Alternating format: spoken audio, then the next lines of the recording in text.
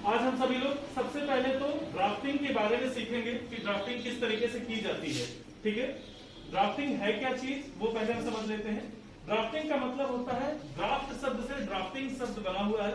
Draft का मतलब होता है खाका तैयार करना। ठीक है, मतलब कोई भी गारमेंट बनने से पहले किसी न किसी खाके के रूप में पहले तैयार किया जाएगा, क्योंकि बिना खाके के हम क्या करेंगे, क्या हो जाएगा उसके साथ, कपड़ा खराब हो सकता है, या उसके अंदर कोई भी अगर गड़बड़ है, किसी भी प्रकार की मेजरमेंट कोई इश्यू है, या हो सकता है उसका जो ढांचा है, स्ट्रक्चर है, वो उसका खराब हो।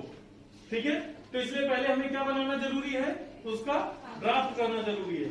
ड्राफ्ट करने के लिए हमें क्या क्या जरूरत पड़ेगी, पेंसिल की जरूरत है, इरेजर की जरूरत है और ड्राफ्टिंग स्केल की जरूरत है, प्लस हमें मेजरमेंट चाहिए होंगे, और किसके लिए हम बना रहे हैं वो एज ग्रुप हमें पता होना चाहिए, तभी तो हम उसके लिए वो फॉर्मूला इस्तेमाल करेंगे। ठीक है, तो आज जैसे कि हम शुरू करने वाले हैं आपके साथ ड्राफ्टिंग के लिए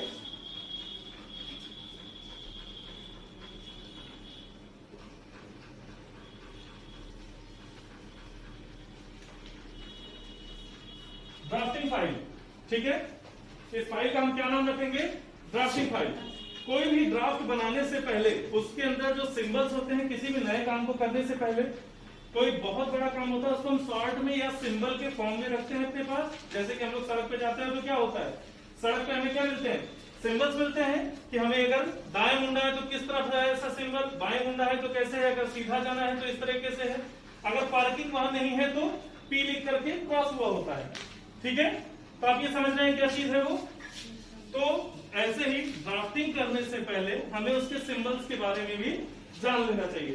तो ड्राफ्टिंग का सबसे पहला सिंबल कर्व लाइन। ठीक है, पहला सिंबल जिसको हम कर्व की फॉर्म में रखते हैं, सभी बच्चे लिखते हुए चलेंगे। ठीक है, कर्व की फॉर्म में लिखते हैं तो जिसमें क्या होता है, लाइन हमारी कर्व के फॉर्म में होती है, मतलब वो थोड़ी सी टेढ़ी होगी लाइन। ठीक है, कर्व जैसा होगा। अभी अगर हम कर्व जो बना रहे हैं उसका इस्तेमाल कहां करेंगे फिर हम, तो कर्व का इस्तेमाल कहां कहां होता है, गोलाई देने के लिए आर्म होल पे, या फिर गले की शेप देने के लिए, या फिर बॉटम पे अगर कोई कर्व है शेप तो उसके लिए। ठीक है, ऐसे ही दूसरा है फाइन लाइन। ठीक है, जो कि एक सीधी रेखा हो सकती है, वो किसी भी एंगल में खींची जा सकती है। ठीक है, फाइन लाइन का इस्तेमाल कहां होता है, जब हमारा कोई ड्राफ्ट बनता है उस ड्राफ्ट के लिए जो बेसिक लाइंस होंगी, जहां से हमारी सीजर चलेगी या कट होगी, जो हमारा बेस होगा वो सारी फाइन लाइंस होंगी। ठीक है, क्योंकि उसी को देख करके हमें क्या बनाना होता है, आगे का गारमेंट बनाना होता है, जिससे वो पैटर्न तैयार किया जाएगा। ठीक है, तीसरा नंबर है इंस्ट्रक्शन लाइन। इंस्ट्रक्शन लाइन, ये लाइन किस तरीके से होगी, कुछ दूर सीधी चलेगी, फिर डॉट्स में होंगी, फिर सीधी चलेंगी, फिर डॉट्स में होंगी, और फिर सीधी चलेंगी और डॉट्स में होंगी। इस तरीके से ये क्या करती हैं, ये कंस्ट्रक्शन लाइन या इंस्ट्रक्शन लाइन होती है। ठीक है, कोई भी ये इंस्ट्रक्शन देती है हमें कि यहाँ से सीजर नहीं चलाना है, या बेस बनाता है वो हमारा, ठीक, या फिर वो गारमेंट को कंस्ट्रक्ट करने के लिए बेस लाइंस का इस्तेमाल करती है वो। ठीक, तो ये इंस्ट्रक्शन लाइन होती है। ठीक है, अगला हमारा आता है ग्रेन लाइन।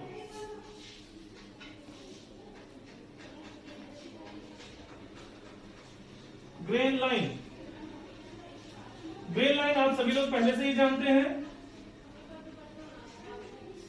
ये किसी भी तीन दिशा में हो सकती है, डायगोनल हो सकती है, हॉरिजॉन्टल हो सकती है और वर्टिकल हो सकती है।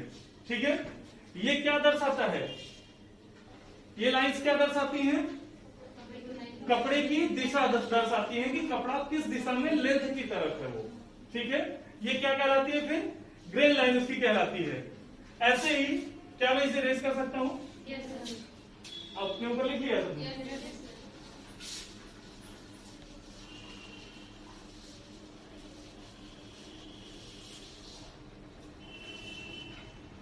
उसके बाद जैसा कि हमने बताया आपको ग्रेन लाइन के बाद हम आपको बताते हैं base line. Base line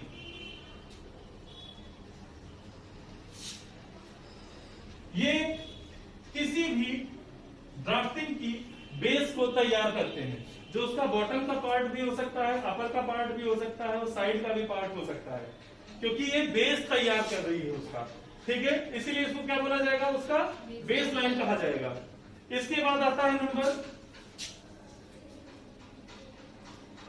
fold line या ऑन फोल्ड।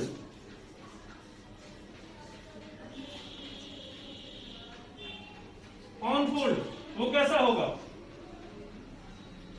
ऐसा। ठीक है, ये किसी भी दिशा में हो सकता है, फिर वो चाहे वर्टिकल हो, हॉरिजॉन्टल हो या फिर डायगोनल हो। लेकिन डायगोनल में क्यों नहीं होता है ज्यादातर, क्योंकि डायगोनल का इस्तेमाल हम सिर्फ और एक पट्टी के इस्तेमाल में करते हैं, इसलिए वहां पे हम बहुत कम इस्तेमाल करते हैं। लेकिन कुछ गारमेंट्स ऐसे होते हैं जहां पे हमें तिरछी पट्टी का अगर इस्तेमाल हो रहा है, तिरछा कपड़े का इस्तेमाल हो रहा है, तो वहां पे हम ऑन फोल्ड अगर हमें है तो वहां हमें दिखाना पड़ेगा उसका। ठीक है, उसके बाद लास्ट में आता है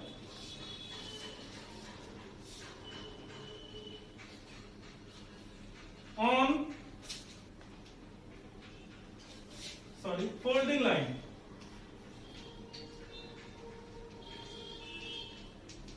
फोल्डिंग लाइन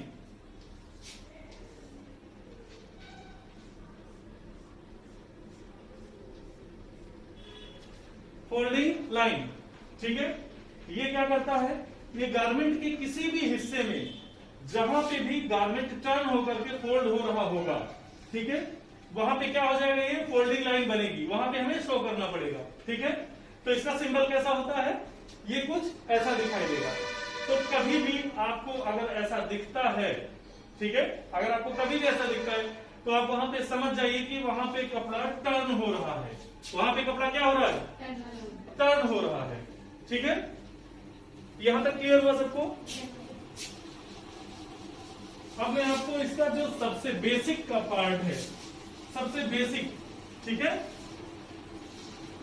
सबसे बेसिक का जो ड्राफ्टिंग बनती है वो है बेसिक बॉडीज ब्लॉक, क्योंकि बॉडीज का पार्ट बनाने के लिए अपर पार्ट को बॉडीज ब्लॉक कहा जाएगा। ठीक है, अगर अपर पार्ट हमें बनाना है तो उसका हमें कुछ ना कुछ तो एक मालूम होना चाहिए कि किस तरीके से वो हमारा ड्राफ्ट तैयार होगा, खाका किस तरीके से तैयार होगा, जिससे क्या होगा कि हम आगे बॉडीज ब्लॉक बनाएंगे और उसके बाद सारी ड्राफ्टिंग को हम समझ सकेंगे कि किस तरीके से ड्राफ्टिंग आगे की बनाई जाती है। ठीक है, तो अभी जैसे मैंने आपको बताया कि बेसिक बॉडीज ब्लॉक, ठीक है, जिसमें कि मैंने पहले ही ये प्री ड्राफ्ट करके रखा हुआ है आप सबके लिए। ठीक है, पहले से ड्राफ्ट बना करके रखा है, जिसमें कि अभी एक आपका डायग्राम बना हुआ, एक ड्राफ्टिंग बनी है, जिसके अंदर में क्या है कि कई सारे अल्फाबेट्स लिखे हुए हैं, कहीं पे नंबर्स लिखे हैं और कहीं पे आपको कुछ सिंबल्स बना करके दिए गए हैं। ठीक है, लेकिन अभी समझ में नहीं आ रहा है कि है क्या चीज। ठीक, मैं अभी आपको इंस्ट्रक्शन के साथ बताता हूँ कि इसमें क्या क्या चीजें कैसे कैसे आगे की जाएंगी, तभी ये बेसिक बॉडीज ब्लॉक तैयार होगा। तो सबसे पहला आता है ए से बी, क्योंकि ए से बी का जो दर्शाया जाएगा उसका मेजरमेंट क्या होगा, हाफ चेस्ट। ठीक है, हाफ चेस्ट प्लस क्या होगा 1 इंच। ठीक है, अभी हम देखेंगे कि हाफ चेस्ट तो है, ठीक, 1 इंच इसमें ऐड कर दे रहे हैं तो कितना हो गया, चेस्ट हमारा कितना है अभी 22 है, 22 का आधा कितना हुआ 11, 11 में 1 प्लस कर दिया तो कितना हुआ 12 इंच हुआ है। ठीक है, तो 12 इंच का हमारा ये टोटल बनेगा। ठीक, मतलब ए से बी की जो दूरी होगी वो कितने इंचेस होगी, 12 इंच होगी। ठीक है, 12 इंचेस होगी। अब अगला इंस्ट्रक्शन हमारा क्या कहता है कि divide A to B into 6 equal part. ठीक है,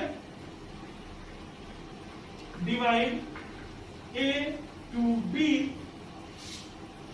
इंटू 6 इक्वल पार्ट। ठीक है, ये कह रहा है कि ए से बी को 6 बराबर भागों में बांट दीजिए। तो यहां हमने देखा ए से बी है 12 इंच है, तो हमारा 6 भाग में इसको डिवाइड करना है। तो कितने इंच की एक कैप बनेगा, कितने इंच पे बनेगा, 2-2 इंच पे होगा सभी, ठीक है, क्योंकि 6 बराबर भागों में बांटना है। तो कितना आएगा, 12 का अगर हम 6 से डिवाइड करेंगे तो कितना आता है, 2 आता है। तो 2-2 इंचेस में हम इसको मार्क करेंगे, जिसमें कि हमने पहले डिवाइड करके रखा है 1 2 3 4 5, ठीक। अगर हम इसको 5 संख्या तक ले जाएंगे तो हमारे पास इसमें डिवाइडेशन कितना आया है, 6 का। जैसे 1 2 3 4 5 6, ठीक है। तो हमारा अगला इंस्ट्रक्शन क्या कहता है कि divide A B into 6 equal 5, ठीक है। यहां तक समझ में आया सबको। अगला इंस्ट्रक्शन हमारा कहता है बी से D is equal to waist length. हमारी कमर की लंबाई कितनी है, जहां तक हमें ये बेसिक का लेना है वो कितना है, पहले से हमारा क्या है 9 इंच डिसाइडेड है। तो हम क्या लिखेंगे यहाँ पे, वेस्ट लेंथ कितनी होगी, 9 इंच होगी हमारी, ठीक है। मतलब ए से सी की जो दूरी होगी और जो बी से डी की जो दूरी होगी वो कितने इंचेस की होगी, 9 इंच की। तो अभी हमारे पास एक ब्लॉक बन करके पहले से तैयार हो गया, जिसमें क्या है ब्लॉक में ए बी सी और डी, ठीक है, जो कि ए से बी पहले से ही 6 बराबर भागों में बटा हुआ है, ठीक है। अब हम क्या आगे बढ़ते हैं, तो आगे क्या कहता है कि ए से सी को डिवाइड करना है 2 भागों में, जिसको नाम देना है हमें क्या, ई से ई डैश। ए से सी और बी से डी को हमें जस्ट उसका आधा करना है, ठीक है। आधा करने पे हमें क्या मिलेगा, ई और ई डैश, उसका नाम हमें ई और ई डैश लिखना है। आगे हमारा क्या कह रहा है भाई, ये ए से और ई डैश, ठीक है, इसका सेंटर हो गया, ठीक। अब हम लिखेंगे ए से ई का आधा करेंगे, ए से ई का आधा इज इक्वल टू कितना बन रहा है, ए से ई का आधा कितना है, एफ से एफ डैश, ठीक है, एफ से एफ डैश है, ठीक है। तो ये क्या है हमारा, एफ से एफ डैश क्या है, एफ से एफ डैश क्या है, एफ से एफ डैश हमारा क्या है, बैक का जो नेक ड्रॉप है वो बनेगा हमारा। तो हम यहां पे क्या लिखेंगे, बैक नेक ड्रॉप,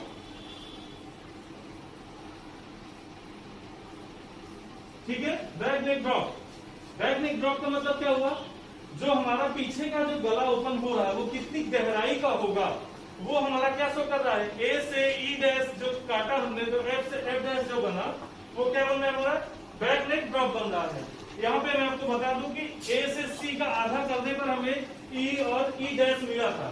तो ये क्या है हमारा, ये हमारा बनता है depth of arm hole, depth of arm hole, ठीक है, depth of arm hole, arm hole की गहराई है ये, ठीक है। ई से ई डैश हमारा क्या बनता है, आर्म होल की गहराई, ठीक है। और ए से ई को आधा करने पर एफ से एफ डैश होता है, तो वो क्या बनता है, बैक नेक ड्रॉप बनता है। यहाँ ऊपर मैं इरेज कर दूं मेजरमेंट का,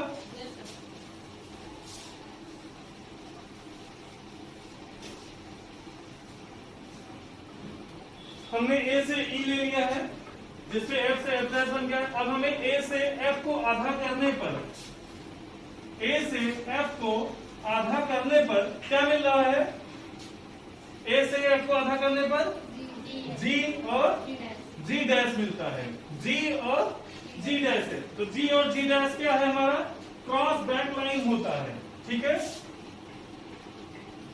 क्रॉस बैक लाइन।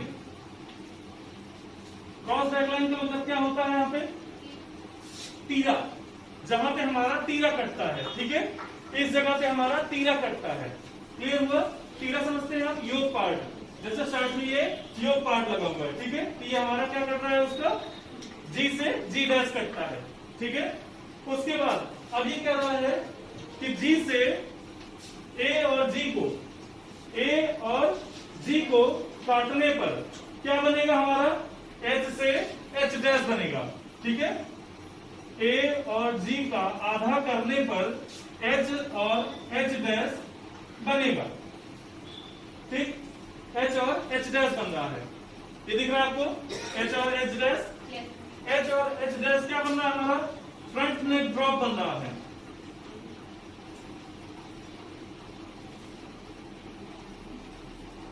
ठीक है, फ्रंट नेक ड्रॉप बनेगा हमारा। ठीक, अब ये क्या बन गया हमारा, पूरा एक खाका तैयार हो गया हमारा, पूरा जो बॉडीज का ब्लॉक है, जो आउटर लाइन है सारी।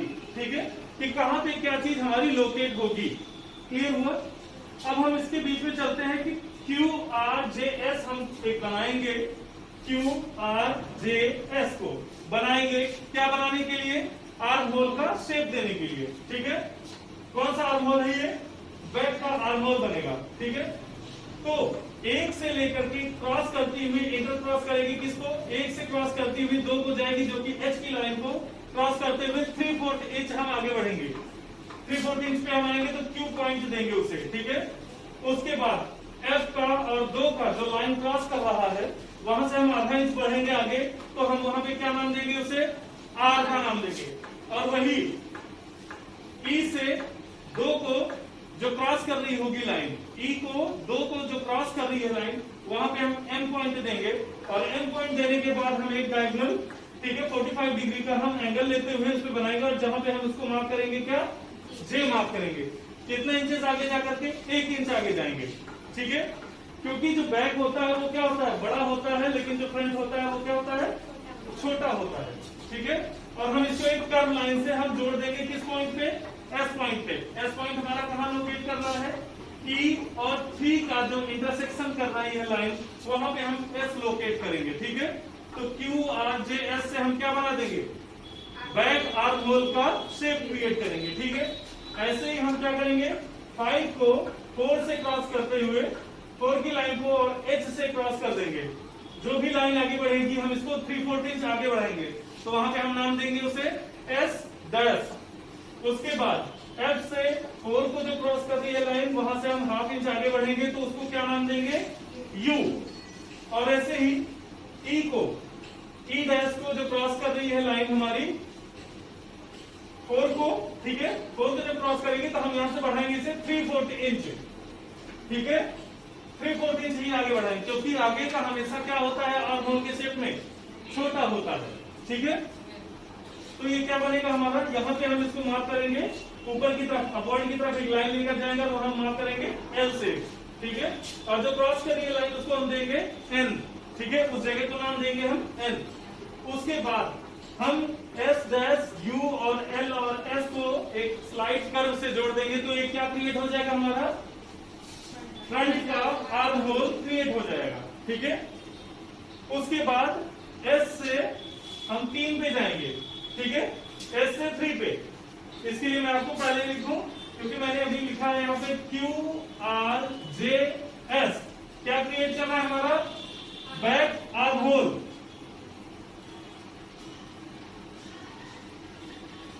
बैक आर्म होल से क्रिएट कर रहा है।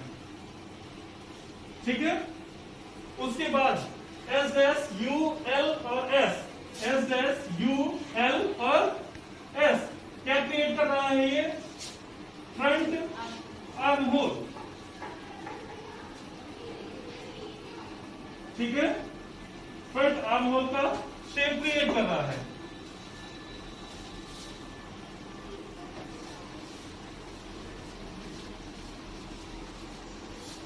ठीक है, एस डैश, यू एल और एस इज इक्वल टू क्या हो रहा है, front arm hole shape create कर रहा है। ठीक है, उसके बाद अभी हम देखेंगे कि सेंटर में हमारा जो 3 का लाइन है, 3 से एस पे हम जाएंगे।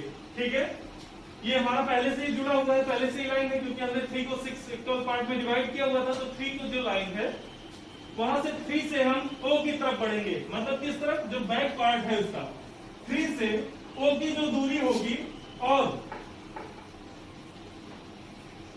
3 से पी की जो दूरी होगी वो क्या होगी, 3/4 इंचेस। ठीक है, 3/4 इंच होगी। ठीक, मतलब 0.75 परसेंट में आएगा उसका 0.75, 1 इंच का 0.75 3/4 इंच होगा, ठीक है। तो ये इसमें क्रिएट करेगा। ऐसे ही M से J पहले ही मैंने आपको लिखा दिया है, M से J 1 इंच है और आपका N से L 3/4 इंच है, ठीक। अभी ये आपका पूरा क्रिएट हो गया, ठीक है। अब इसमें हम थोड़ी सी कंफ्यूजन ये हो रही है कि सर इसमें इतनी सारी लाइंस है प्लस इसमें इतना सारा लिखा हुआ है। हो सकता है कि आपके मन में कंफ्यूजन हो कि कैसे बैक क्रिएट हो रहा है और कैसे फ्रंट क्रिएट हो रहा है, ठीक है। इसके पहले मैं आपको बता दूं, क्योंकि अभी सारी लाइंस मैंने आपको पहले ही बताई थी कि कौन सी कंस्ट्रक्शन लाइन है और कौन सी इंस्ट्रक्शन, कौन सी फाइन लाइन है। तो इसमें जितनी फाइन लाइंस है हम उसको छोड़ करके सब को कंस्ट्रक्शन लाइन क्रिएट कर देंगे, ठीक है। ये जितनी भी लाइनें हमने अभी अभी इरेज की है वो सारी क्या है, कंस्ट्रक्शन लाइनें, क्योंकि ये क्या कर रही है, हमारे मेन खाके को तैयार करने में हमारा हेल्प कर रही है, ठीक है। ये सारी लाइनें क्या है, ये सभी लाइन क्या है, कंस्ट्रक्शन लाइन है ये, ठीक है। सारी कंस्ट्रक्शन लाइन है। मेन जो लाइन बची वो हमारे फाइन लाइन है, जहां से हमारे गारमेंट कट के तैयार होकर के निकलेगा, जो कि बेसिक पार्ट होगा ये, ठीक है। जैसे अब मैं आपको दिखाता हूँ कटिंग कहां कहां से किया जाएगा, तभी हमारा गारमेंट पूरी तरह से हमको बनकर तैयार होगा। सभी बच्चों ने बना लिया है, किसी कोई परेशानी यहाँ पे समझने में, सबको समझ में आ रहा है जो चीज अभी बताया गया है, ठीक है। अभी हम इसमें क्रिएट करते हैं, हम सारा इसका नामांकन जहां जहां किया है वो सब हम इरेज कर देंगे इसे, ठीक है।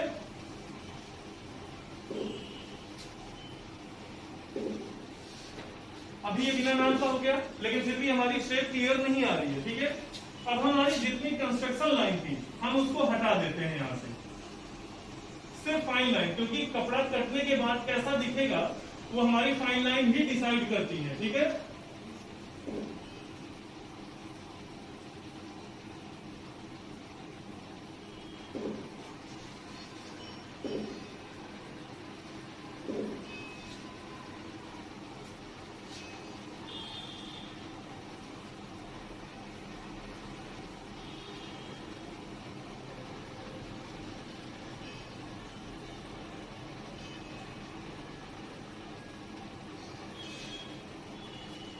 अब आपको समझ में आया क्या चीज कैसे बना है, क्योंकि फ्रंट का जो आर्महोल होता है वो हमेशा क्या होता है, गहरा होता है, और जो बैक का होता है वो क्या होता है, कम होता है मुकाबले किसके, फ्रंट के। ये आपका दोनों आर्महोल एक बराबर आना चाहिए, तभी गारमेंट हमारा एक साथ पीस बैठेगा। जो हमने यहाँ पे 3 से O और P का जो डैश लिया था, ठीक है, जो हमने लिया था गैप, वो किस लिए था, हमारे वेस्ट की शेप को कवर करने के लिए, क्योंकि वेस्ट हमारी क्या होती है, हल्की सी इनवर्ड होती है, ठीक है, इनवर्ड होती है। तो क्या होगा यहाँ पे, अगर हम इसे सीधा सीधा कर देंगे तो क्या होगा, वो हमारी वेस्ट पे कभी भी चिपकेगा नहीं या शेप में नहीं आएगा, ठीक है। तो अभी आपको बैक और फ्रंट समझ में आया कैसे ये बैक और फ्रंट है, क्योंकि मैंने शुरू में ही आपको बताया था कि A से B का आधा लेना है, ठीक है, क्योंकि ये आधा ही है गारमेंट, ये सिर्फ एक तरफ का है पल्ला, मतलब ये लेफ्ट का हो सकता है या राइट का ही हो सकता है, और सेम उसी का बैक पार्ट ही है। हमने आधा लिया था, इसीलिए यहाँ पे हमने क्या लिया था, फोल्ड लाइन लिया था। यहाँ पे हमारा एक ऑन फोल्ड है और दूसरा इस साइड भी लिया था कि यहाँ से भी हमारा ऑन फोल्ड है, मतलब ये कपड़ा बीच से दोनों तरफ से ऐसा फोल्डेड है, ठीक है, ताकि जब हम इसे खोलेंगे तो हमें क्या होगा, दो अलग अलग मेन पल्ले मिल जाएंगे, ठीक है। क्योंकि हमने इसको आधा लिया था सिर्फ इसीलिए क्योंकि ये पहले से ही फोल्डेड है, आधा इसीलिए लिया, नहीं तो हम 1/4 ले सकते थे इसे। अगर हम 1/4 कब लेते थे, जब ये सिंगल पल्ला होता, ठीक है, क्योंकि ये सिंगल ही पल्ला था, लेकिन हमने इसे दोनों ही फ्रंट और बैक दोनों एक साथ रखा है, इसलिए हमने क्या किया, इसे हाफ लिया था मेजरमेंट उसका, ठीक है। अब ऑन फोल्ड लिया, ऑन फोल्ड के बाद अभी एक और चीज बच जाती है क्या, कि ग्रेन लाइन।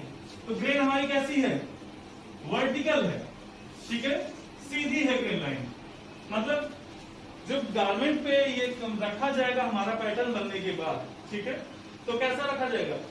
कपड़े की दिशा में रखा जाएगा। मतलब कैसा होना चाहिए कपड़ा हमारा? यहां तक लिख दिया सबने?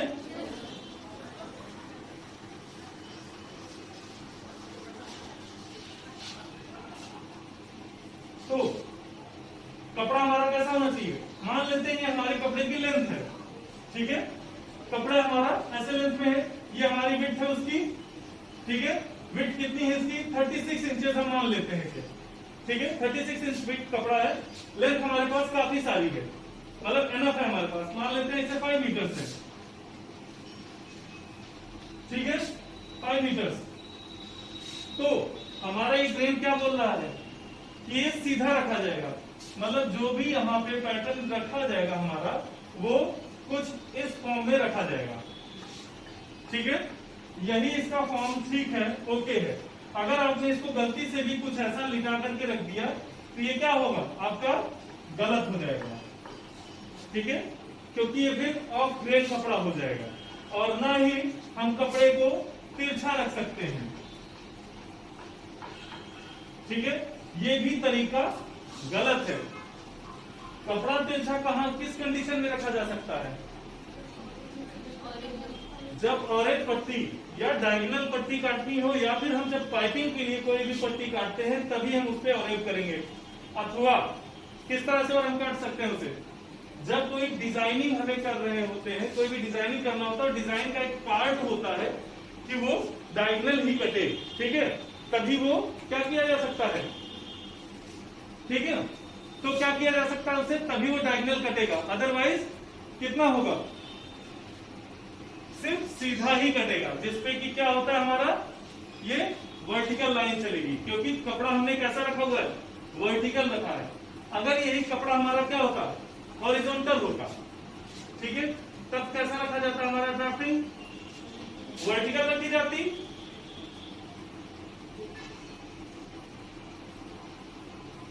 ठीक है, तब हमारा कैसा रखा जाता है इसे? वर्टिकल, क्योंकि कपड़ा हमारा कैसा रखा गया है? वर्टिकल। तो हमेशा आप इसको ध्यान रखेंगे कि जिस भी दिशा में कपड़े का वर्टिकल या ग्रेन लाइन दिखाया गया है, जिस भी दिशा में ग्रेन लाइन दिखाई गई है, आपको उसी दिशा में ही उसे काम करना है, इसके अलावा और किसी भी दिशा में नहीं जाना है। अगर आप ऐसा करते हैं तो कपड़ा क्या होगा? राउंड होगा, ठीक है, राउंड कटेगा। अगर हम मान लीजिए काट ही लेते हैं, मान लेते हैं सिनेरियो बनता है कि हमने कपड़ा काट ही लिया, ठीक है, तिरछा काट लिया, तो या फिर हमने कपड़ा वर्टिकल काटना था और हमने हॉरिजॉन्टल काट लिया, ठीक है, तो प्रॉब्लम क्या आ सकती है? क्या आप में से कोई बच्चा बता सकता है कि क्या प्रॉब्लम आएगी अगर हमने वर्टिकल की जगह हॉरिजॉन्टल काट लिया? तो वर्टिकल मतलब सीधा हमने काटना था लेकिन हमने हॉरिजॉन्टल काट लिया उसे, ठीक है, तो क्या प्रॉब्लम आ सकती है? कपड़े में किस तरह की प्रॉब्लम्स आएंगी? फिटिंग नहीं आएगी, नहीं फिटिंग लाई जा सकती है, दोनों तरफ से कपड़ा कपड़े में खिंचाव आएगा। और इसको समझने के लिए अगर हम चले, हाँ, कपड़ा उसमें भागता रहेगा। ऐसा क्यों होता है कि कपड़ा भागता रहता है हमेशा?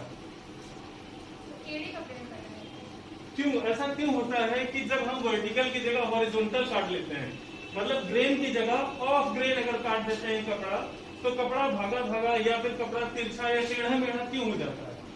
उसका शेप क्यों बिगड़ जाता है? सॉरी, नहीं, ऐसा नहीं होता है, लेकिन ये पार्ट मैटर करता है बुनाई पे ही, क्योंकि मैंने आपको पहले ही बताया है कपड़ा का जब भी वोवेन फैब्रिक है तो वो किस तरह से बुनाया जाता है? वार्प और वेफ्ट से बुना जाता है। वार्प का धागा हमेशा तना है और वेफ्ट का धागा क्या है? बॉबिन में लूज आता जाता है, ठीक है। तो हम देखते क्या है कि अगर हम वर्टिकल नहीं काटेंगे, इसे वर्टिकल काटने पे क्या है, जो धागा पहले से ही तना हुआ है वो कहीं डिस्टर्ब नहीं होगा और ना ही वो कहीं जाएगा। अगर वही चीज हम वर्टिकल की जगह हॉरिजॉन्टल काट लेते हैं अगर हमने वर्टिकल की जगह हॉरिजॉन्टल इसको काट लिया तो क्या प्रॉब्लम आएगी? अब ये प्रॉब्लम आती है कि जो ये धागे हैं ये पहले से ही क्या है? लूज है, क्योंकि बुनाई के वक्त क्या है, इसको कॉम्बिंग करते टाइम पे धागा कहीं पे कम हो सकता है और कहीं पे ज्यादा टाइट हो सकता है। इसकी वजह से क्या होता है, जब हम गारमेंट बनाते हैं तो नीचे से वो झोल आ जाता है। ठीक है, गारमेंट नीचे से झोल करेगा, क्योंकि अब जो ताने का धागा है वो ऐसा है, वर्टिकली हो गया है, वो सॉरी हॉरिजॉन्टल हो गया है जो ताना का धागा था, और जो बाने का धागा था जो ढीला था वो क्या है, वर्टिकल हो गया है। तो वर्टिकल होने पे जो ढीला है वो क्या होगा, ग्रेविटी के कारण नीचे की तरफ वो झुकाव बढ़ाएगा, और जितना ज्यादा वो झुकता जाएगा तो क्या होगा, नीचे बल्जीनेस आएगा। ठीक है, तो जिसके कारण हम कभी भी ऑफ ग्रेन कपड़ा नहीं काटते। कुछ कंडीशंस में या कुछ गारमेंट्स में हम ऑफ ग्रेन कपड़ा ही काटते हैं, लेकिन वो किस तरह का कपड़ा होगा, बहुत हैवी या स्कर्ट पार्ट जैसा कपड़ा होगा, तभी हम उसमें वर्टिकली की जगह हॉरिजॉन्टल काटेंगे उसे। क्लियर है सबको?